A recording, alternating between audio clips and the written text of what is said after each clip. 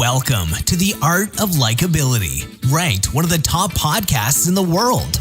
In this podcast, you'll discover how to leverage likability to build stronger relationships, lead more efficiently, close more sales, and keep customers happy while increasing success in your professional and personal life. Let's jump in with your host, Arel Moody. What's going on, Art of Likability family? Arel Moody here, your host of the most amazing podcast in the history of all audio recordings. If this was written, there would be a little star next to that sentence that said, "The views and opinions expressed by the host aren't necessarily factual, they're just his opinions." Which is everything is honestly my opinion. So I hope you like it. I hope you like the podcast because I'm going to help you out today because we're going to talk about a subject that's near and dear to my heart. And if you're just listening to this podcast for the first time, make sure to subscribe. Hit that little subscribe button. Trust me, you're gonna be like, thank you. Your future self is gonna be like, yo, past self, thank you for subscribing to that podcast. That's what's up. It's changed my life for the better. Appreciate you, past self. So hit the subscribe button. If you've been listening for a long time, but you've not left a 5-star review, let me start off by this podcast by saying shame on you. Shame on you. Shame. Go in the corner, look in the corner, do it for 10 minutes and think about your actions and how they affect people. Because people might be coming to my podcast and be like, yo, it ain't got enough 5-star reviews. I don't think I'm going to listen to it. And then the world is not going to be a more likable place. And if anything, this world needs to be more likable. We need to learn how to communicate better with each other and how to care about each other. This is a global crisis, people. I genuinely believe in my own little way that this podcast will shift the culture of society for every single person who listens to it. So you have the power to not only apply the stuff that you're learning, but also social proof it by giving that 5-star review. So go ahead and do so. And it's going to make you feel good that you finally got that checked off your to-do list because I know you've been thinking about it. I know you've been thinking about it, but you just haven't done it yet. But anyway, let me jump into today's subject because it is a very important one. Super important. It's about the subject of fear. Fear. Now, here's what's amazing, okay? I get asked this question. I do a lot of speaking engagements. I travel out to businesses, to colleges, to youth groups. I do a lot of speaking. I love traveling. I love speaking. I do. So if you are part of a business or corporation, holla at your boy if you need a keynote speaker. Trust me, it'll be the best one you ever did. You will be a champion, right? And I get a question about people when it usually comes around to the idea of success and, when you become successful. And it usually goes around, well, how did you get over your fears? It manifests itself in many different questions. How did you get over the fear of success, the fear of failure? How did you get over the fear of people saying no?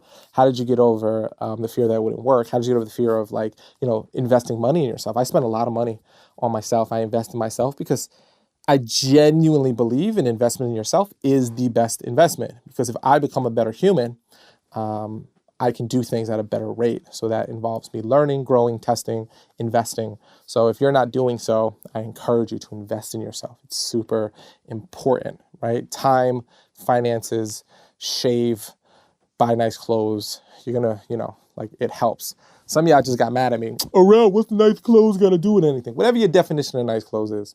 All right, I ain't saying you got to buy no $4,000 t-shirt, right? But I just noticed something. When I dress good, I feel good. I don't know about you, but I found the longer I stay home, the more homeless I look. It's just there's a correlation. If there was a chart, if there was the amount of days you stay home without going somewhere equates the amount of days you feel homeless. And when you feel homeless and you look homeless, even though you got a home, I'm telling you, you're just not as productive as when you're sharp and you got your suit and you feel good. So, but fear, how did you get over the fear? And it's an interesting question because the truth of the matter is there is a way to get over fear, but people don't know it. So I'm going to share with you how to get over fear today. And this fear can grip you when you're going to have a conversation with someone. This fear can grip you when you're going to raise your hand in class or in a meeting. This fear can grip you when you got to pull out your credit card and buy something that you've been wanting for a long time to help grow yourself and you're not sure how to do it. The fear could be in moving to a new city or town to, get a new jump start. Fear grips us in all ways. Fear isn't always, there's some people who are funny about fear. They go, I ain't scared of nothing. because they think I'm talking about like, getting into a fight with someone and like punching them in the face. That's not the kind of fear I'm talking about. The kind of fear I'm talking about is based in, not living up to your potential. There's these things that hold us back, right? Maybe, you're someone who really wants to get a new car, and you've been driving this like old car longer than you should, and you probably got the money to get into a new vehicle. You just don't want to take that money off the table out of fear. So like jumping through it is scary. Now, obviously everybody has their own financial situations, and you got to make the best choices based on you. But regardless of it, what I'm just trying to point out is that whoever we are, we have fear, and there is a way to get over it. And I'm going to share it with you. So this is going to be one of the most important podcasts you could ever listen to if you feel like you've been held back being the best version of yourself. Now, simply put, how do you get over fear? This is how you get over it. It's by understanding a phrase that has changed my life. The key is that fear is not bad. Fear does not ever go away. The most important idea is not whether you have or are in the presence of fear. The most important thing is whether you control the fear or the fear controls you. This is freeing if you really take the time to understand what I'm saying. One of the biggest challenges that we have with our association with fear is we wish it wasn't there. We wish it would go away. We wish it wasn't present. And I haven't met anyone who doesn't have a level of fear in their life.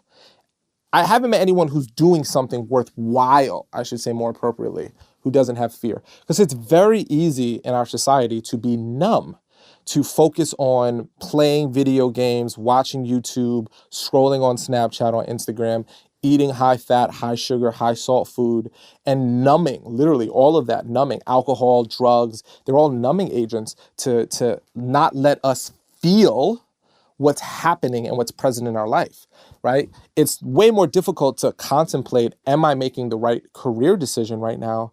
Am I living in the right place? Than it is to scroll through Instagram and look at, cute, funny, amazing, provocative pictures and videos. So those things, those activities are numbing agents.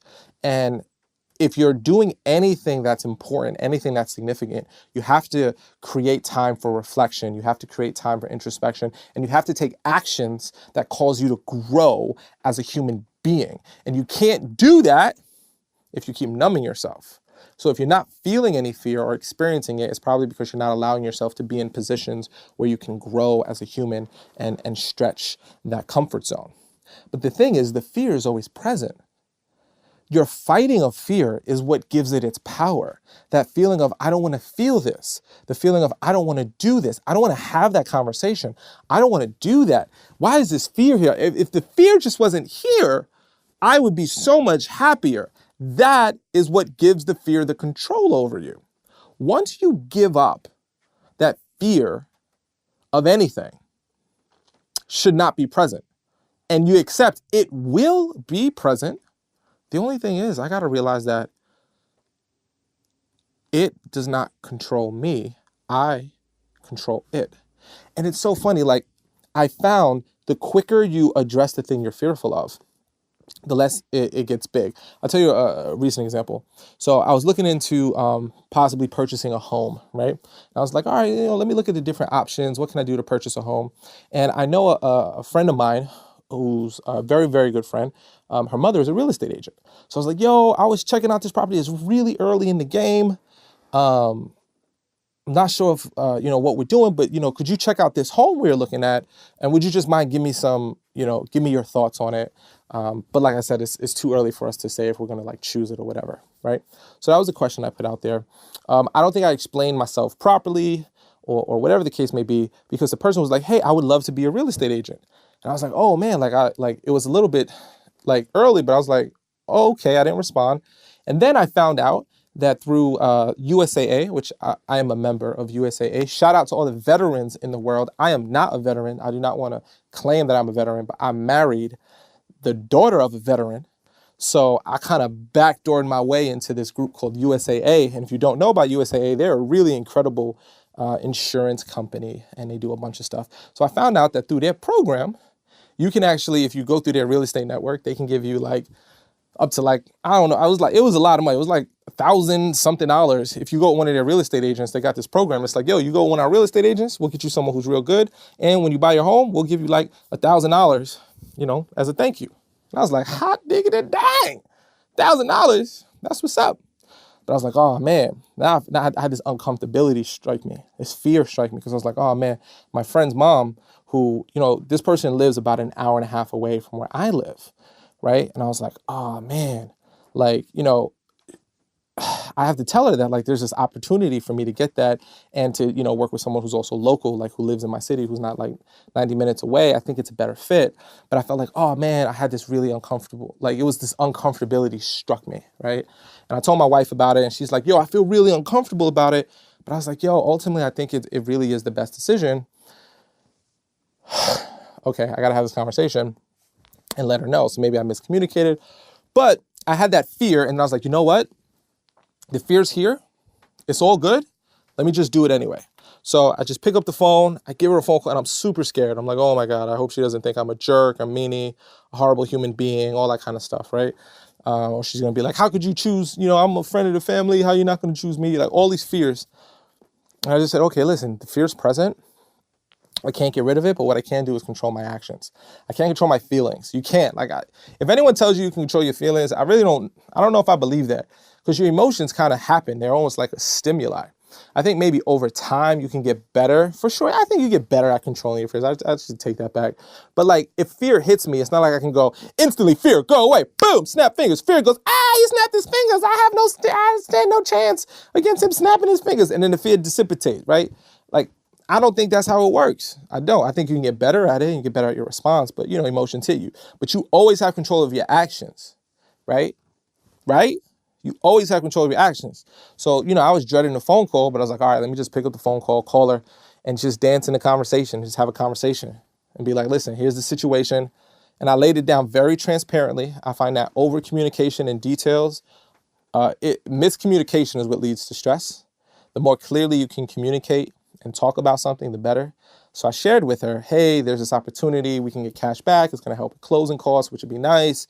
I hope you're not upset, but I think we want to go this, we're going to go this way. And she was like, oh man, no problem. It's all good. I want you guys to she was like, yo, I want you to have the best, situation for you. And that sounded like a good deal. I was like, oh man, you're a great human. And I was like, that's why you're a friend. So the fear that I had, I couldn't control feeling it. Some of you may think, oh, bro, that's an insignificant thing, but it wasn't for me at the moment. Sometimes you have these fears of letting people down or hurting them. We all have our own thing. But I realized that I couldn't control the fear.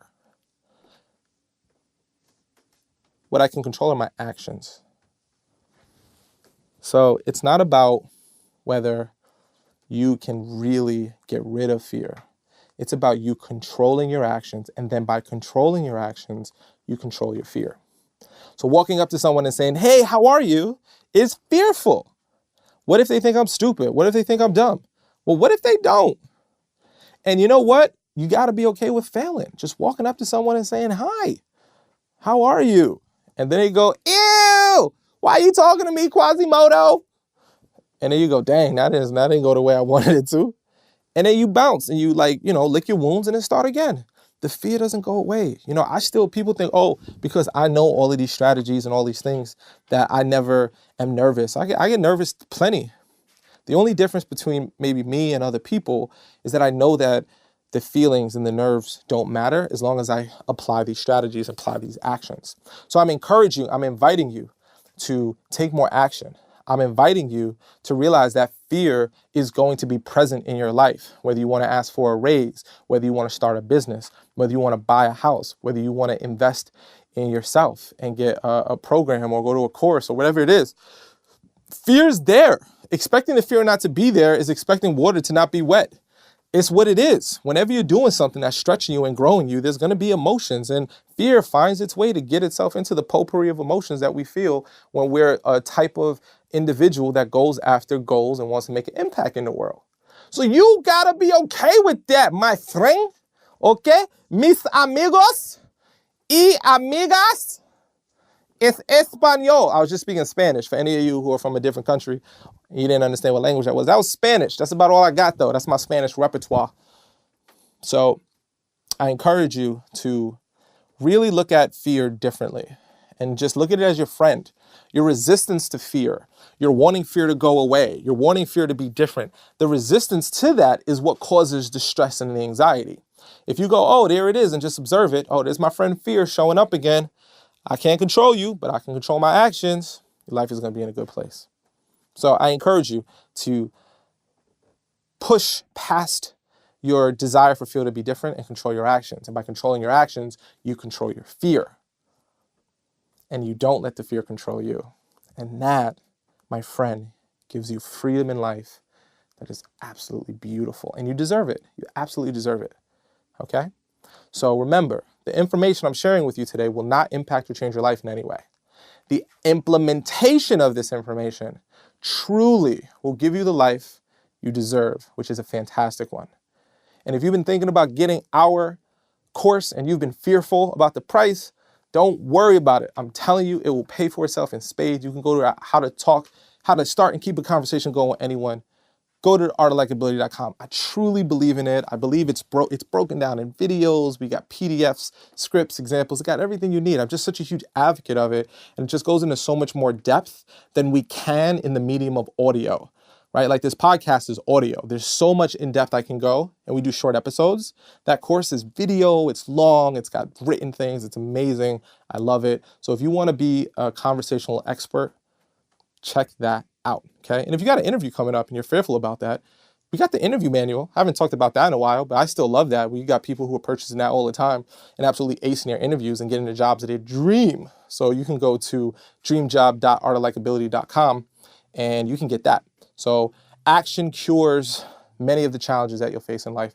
So I hope you take action. If you've not taken the action of leaving a 5-star review on this podcast, I challenge you to face the fear and do so. I appreciate it. Hit the subscribe button. If you've not, share this with a friend that you think needs to get over some of their fears and needs to look at fear differently. It's the greatest thing you can do for a friend is maybe share with them some content that makes a difference in their life. So I hope that you share this podcast with them. I hope that you continue to stay awesome. And remember, if no one else has told you this week, let me be someone who does.